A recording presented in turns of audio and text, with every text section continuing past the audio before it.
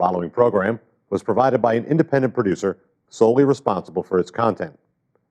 The opinions expressed do not necessarily represent the views of this station, its staff, board of directors, or underwriters.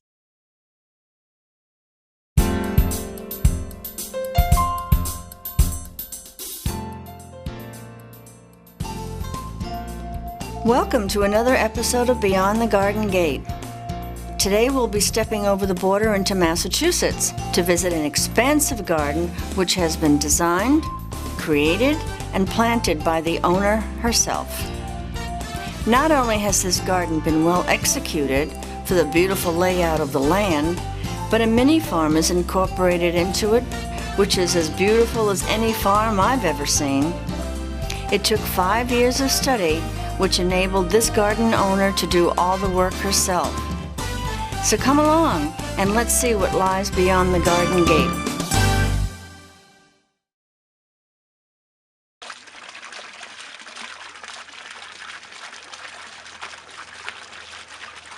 Good morning, I'm Linda Temperino, and this morning we're in Pepperell, Massachusetts. We just tripped over the border a little bit, and we're in the garden of Susie out here.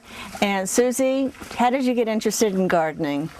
When we first bought this house about 18 years ago, I was just taken by the site so much, and I did not want to wreck the site. It has such natural beauty that I really started getting into plants and trying to figure out how to enhance everything that was already here and make it more beautiful. So I started studying, going to school at Tower Hill Botanical Gardens, and then started one thing at a time putting things in. Everything that you'll see today, we as homeowners did. We haven't had any professionals come in.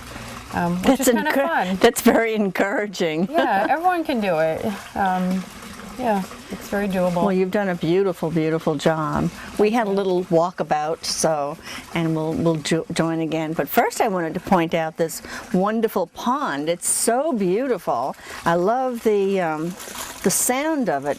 Usually the sound is muffled by a lot of vegetation, but this one you can hear it, and it's really, really nice. Yeah, I like the simplicity of it. It's just the focus is on the water, like you said. When you hear the water, you sit on the bench and you're surrounded by the plants. It's very relaxing, and that's very tranquil. That's what I wanted. Very Asian, has a very Asian feel to it. It does. Yeah. It does. It draws on some really simple design principles. You've got a circle here mixed with squares. Just very simple design, but the simplicity. And you repeated the design of the pond right here in the stonework. Correct. Very, very nice. Yeah. Well, there's a lot more over there that's beckoning us, so let's take a walkabout again. Sounds great.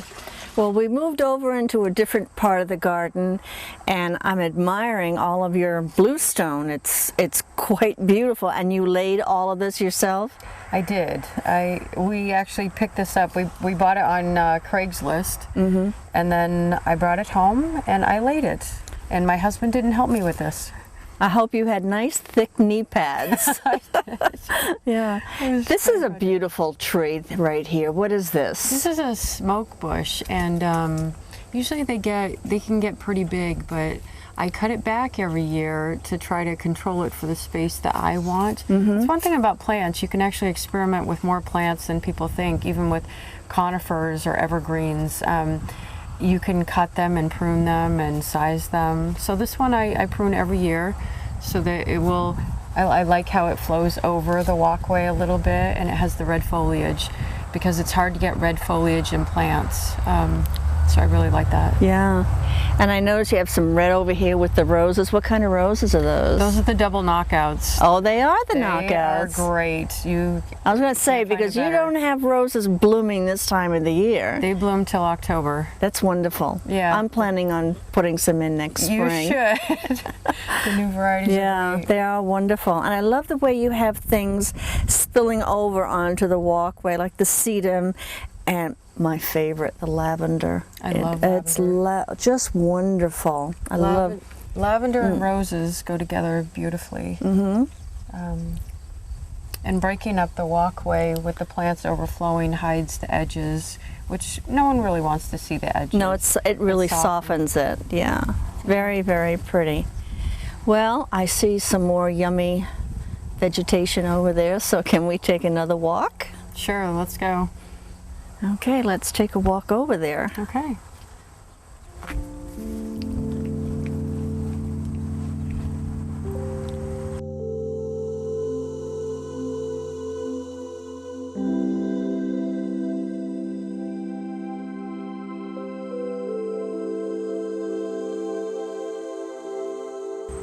I can't get over the size of these hydrangea bushes. Which hydrangea is this? This is called Limelight. It's a newer hydrangea hybrid, but they get enormous and they bloom on old and new wood. So the flowers, it's just filled with flowers. It's tremendous from now until late in the fall. That's wonderful. Because usually in New England, it's very, very difficult to get hydrangeas to bloom. It is, and I have planted many, many varieties and ripped them out. And this is the only variety that I have kept in my garden. I just love it. They have another variety too. It's called Little Lambs, so they're a little bit smaller, 3 to 4 feet. And I put that one in another area in my garden because I just love the color. It goes from lime to the light pink to a dark burgundy, and it's how beautiful. Stunning. Yeah. Yeah, but you know, your property is so large here. The size of this fits in beautifully. It really does. It does. It banks this this bed of flowers. Yeah. It holds it well. Yeah. I'm reading a book about how to get hydrangeas to bloom in northern climates. And it's all in the pruning. It can be. It has to do also with the variety that you plant. Yeah. It does. But the pruning, I've actually pruned these several times, taking 4 to 5 feet off them. Oh my goodness. So they are very amendable, extremely amendable. Yeah. So, but this book goes on about what time of the year to prune. All of them. Some of them get done in the spring. Some Correct. get done in the fall. Yeah. So again, as you said, old wood, new wood. It's all Greek to me. It can get complicated really fast. You do have to know what you're doing, and I know a lot of people, they go to the garden centers and buy different varieties, really not knowing what they're getting or what they will have to do. So you do have to do a little bit of homework on when you plant a hydrangea to get what you want for this, site that you're putting it in. Yeah. Well, you have to do your homework, I guess. You do. And obviously you've done it. You mentioned earlier you went to school to learn about landscaping. You went to where? I went to Tower Hill Botanical Gardens. They're in Boylston, right out of Worcester. And I spent about 5 years taking night classes there. They had a program. You could get a certificate in horticulture, landscape design. I loved the classes. I loved the instructors that were there. I just learned such a wealth of information about designing with plants, and my designer for the class that I took, she was a top designer out of Boston, and she just taught us so much. She had me design our property 3 different times, 3 different ways to see out of the box, look at things differently. It was very challenging, but in the end, I think it all worked. Yeah, it certainly did work. Thanks. But I love the way you've integrated grasses. And what is this red bush back here? This is a Physocarpa Diablo. Okay, in English now. A 9-bark. A 9-bark. That I've heard of. Yeah. Yes. So I really like, in order to get the red foliage or purple foliage, you've got only a few plants you can use. The maples, Japanese maples, the 9-bark, the smoke bush. So I really, when you go with a white, you want a sharp, dark contrast. It pops. It pops. And then with some of the Joe Pyeweed with a little bit of the pink, and then the evergreen and the catnip, just the combination, it's really great together. Yeah. So you really have to work when you're designing, thinking about the colors and what looks good next to each other. It's kind of fun. Yeah, it is. Well, can we continue on down the path? Sure, let's go. I know this really isn't true, but I love your rock garden. My little mini Stonehenge here. That's what it is, huh? These rocks, I wanted to build rock walls. I really wanted bones in our gardens, and rock is so expensive. So I found a source. Over in Lunenburg at Palestone and Gravel, they carry wall stone. So I found I could buy a ton of stone for about $25 a ton. Oh my goodness. So, and it looks, I mean, it's beautiful stone. So when I started building the different rock walls around the property, these were some of the larger ones that I just couldn't situate into the walls.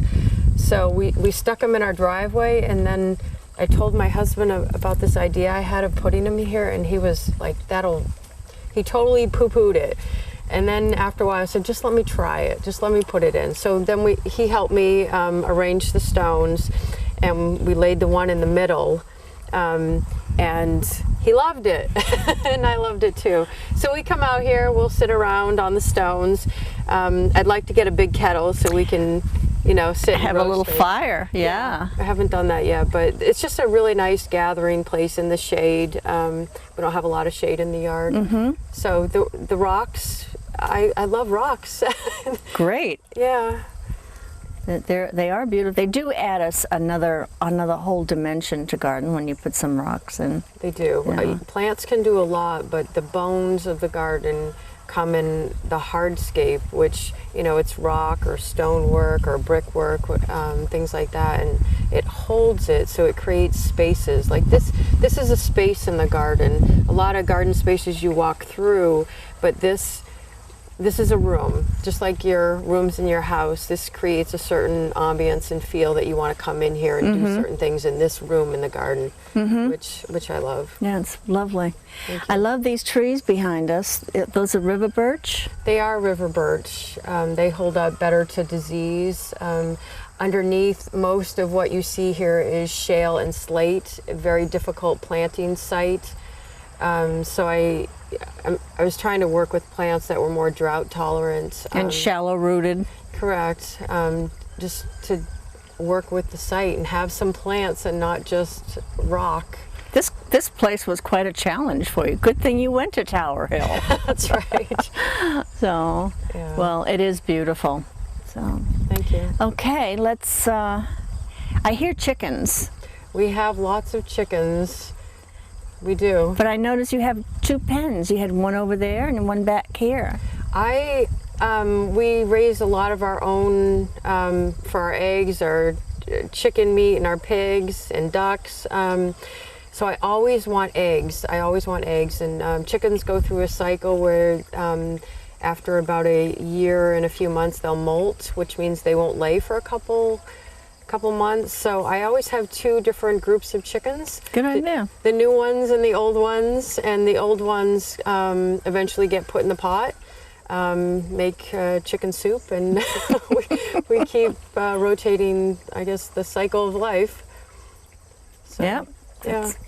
That's what gardening is all about. It's just one big cycle. It is. Yeah. It is. I love the animals with the garden because the compost we get from the pigs and the chickens. It's great manure for the plants, and anyway, helps build the soil. Well, we haven't seen your vegetable garden yet. We haven't. Can we take a walk over there, and then while we're there we can see Mr. Pig? Absolutely. Okay.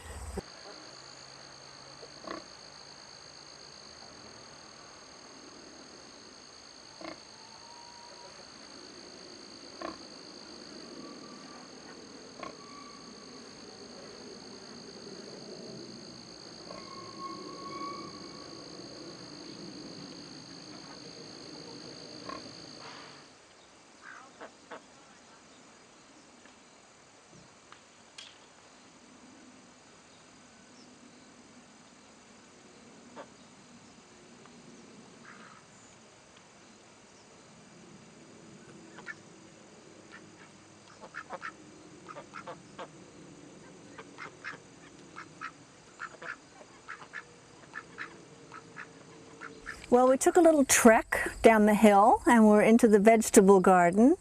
And this is quite an extensive vegetable garden you have here. What were in these empty patches? This is kind of situated like a English formal vegetable garden.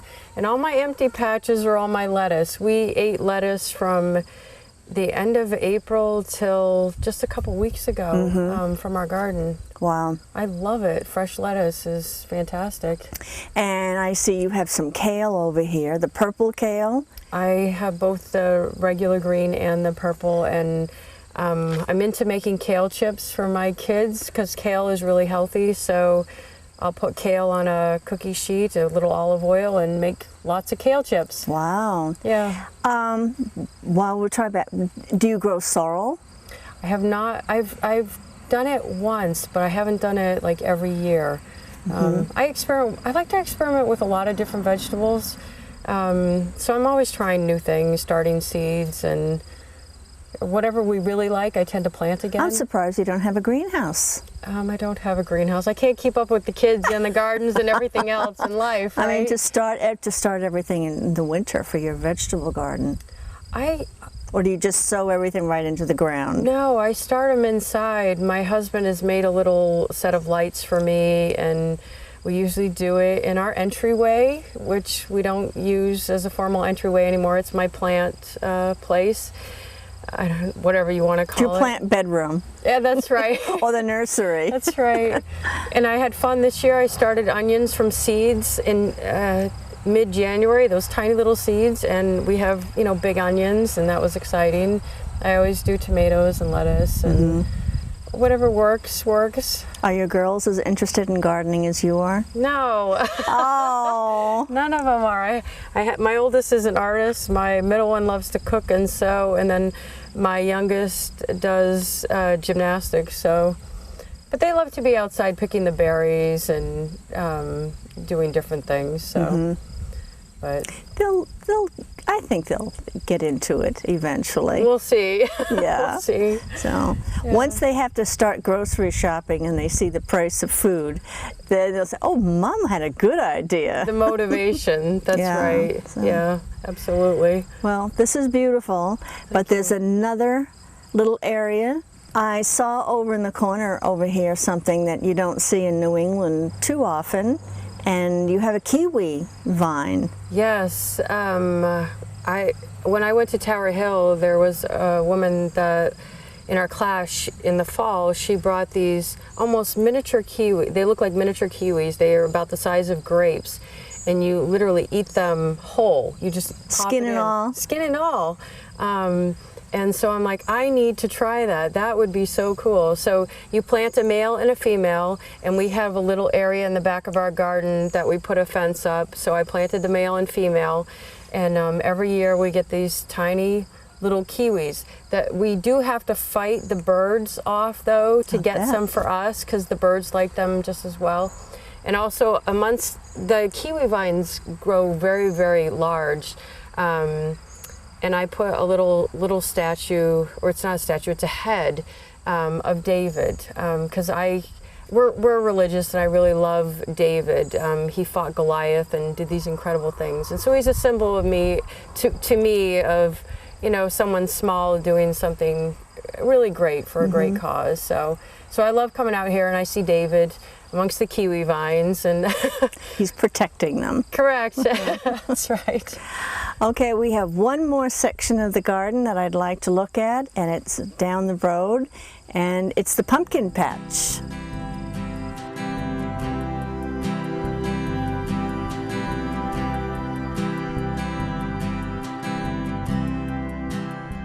And we're here at the pumpkin patch, and wouldn't be a pumpkin patch without a beautiful pumpkin, and that is a gorgeous one. How big will that get?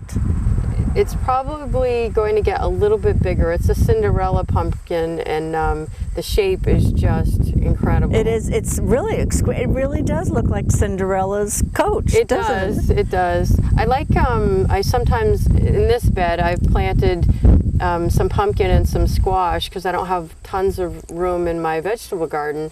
So I go other places in the yard and... they just take over. They take over tremendously. They need a lot of space. So this is a good spot for them. They like it. I'm not sure some of the other plants like it, but they'll be okay. Yeah.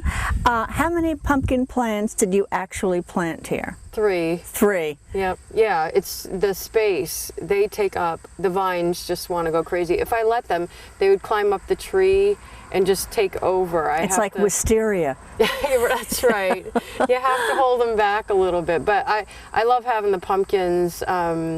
The kids love them in the fall time, and they're fun to decorate with. Can you cook this like for pumpkin pie? You can. You could scoop. They don't hold up as well as the sugar pumpkins that are for cooking because they're more watery. They just have a lot more water content in them, but you can still use them. They have good flavor. So yeah, I like to cook with them too. And they make great bowls if you cut them out. These do. You can make a great serving dish for pumpkin soup or something. Oh, that would be yummy. Yeah, absolutely. Yeah, absolutely. Yeah. So, and you said you have some squash down here? Yeah, I can't remember the name of the squash. I planted it so long ago, but it's either a curry squash, which is the bright red squash. I love curry squash. So we have different squashes. I really love to cook with the plants and, trying different things. Oh, absolutely. Yeah. So this area actually looks very different in the spring this is a red magnolia, and just a different set of plants. This looks entirely different. So as the seasons evolve, things are changing, which it's kind of neat with all the variety. And what do you do to take up your time in the winter? My daughter has gymnastics. I'm there 6 hours a day in Burlington. Otherwise, I'm trying to get house stuff done that I'm not doing this time of the year. Yeah, yeah. The dust will always be there. That's right. That's right. I want to point out one plant to you. You can kind of see in the background the yellow greenish tree over there. It's a newer plant that they've introduced. It's got a funny name, Metasequoia glyptostroboides, and it's a red dawnwood. It's in the dawnwood. The redwood? Yeah. Yeah. Yeah. That's going to get humongous. They get large, but not that large, and it's going to be such a focal point. I have a tricolor beech, which is a red beech kind of behind it, so eventually they'll be red with the yellow-green, so it'll be another pop color. But the beech tree is a little bit slower than the red dawn. Now, how long has that been in the ground, the red dawn? That's probably been there about 8 years. And how big was it when you planted it? Everything in my yard I have gotten from mail order catalogs, shipped in because I want certain varieties and I don't want to spend tons of money, so they're small. Everything here has been shipped in. It's like 1 foot to 2 feet tall, and I've just waited. And that must be 15 feet already. Yeah, it's probably about 20, 15 really? feet. Yeah. And it's been down 8 years? Yeah, it likes its site. This is a dry stream bed. A lot of water flows down here, so a lot of the plants down here like water, and it likes its situation down there, so it's happy. So yeah, it will get larger over time. Yeah. Well, I'll have to come back in 10 years and take a peek. That's right, that's right. Well, thank you so much, Susie. This has been quite interesting. I appreciate all the work that you do, and your energy level. It's unbelievable, and your strength lifting all those stones and slate. And I'm looking at the pea stone. You probably shoveled that all around too, right? I did. So, you don't need to work out, do you? I don't need to go to the gym. No. I don't like gyms. This is my gym, I guess. That's great. That's wonderful. Thank you. Well, again, thank you so very, very much. You're welcome. Here's a few more examples of Susie's wonderful garden choices.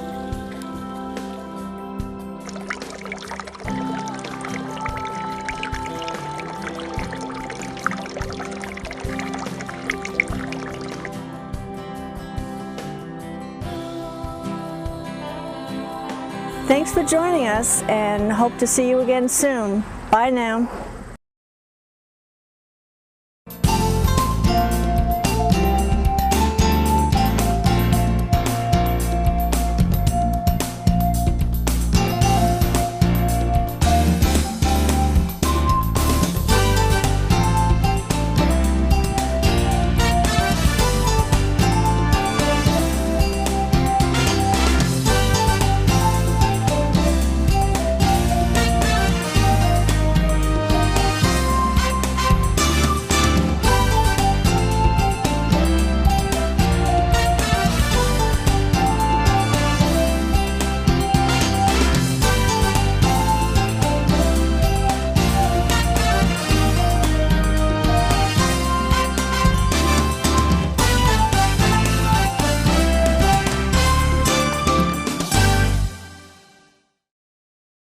The preceding program was provided by an independent producer solely responsible for its content. The opinions expressed do not necessarily represent the views of this station, its staff, board of directors, or underwriters.